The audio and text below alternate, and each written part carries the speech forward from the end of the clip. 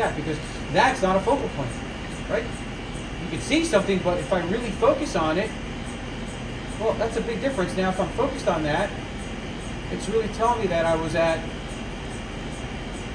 15.6 instead of 12.8 millimeters. That was a difference of 3 millimeters. In the SCM world, that's infinity, right? So that's huge. So millimeters matter. All right, anyway, so we kind of left off at probe.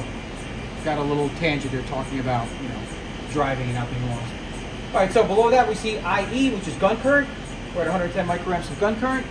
And that value, we like to be around 100 microamps. That's this bias slider. And I can change this to make it kind of wherever I want it to be. But I'm going to keep it around that 100.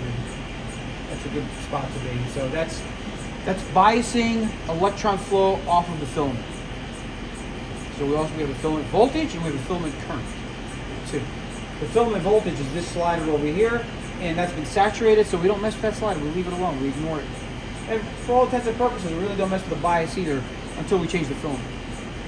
So when the filament's been replaced, it's been in there for a bit, we really don't mess with those too much. Again, the working distance is just a readout from what we're picking up here.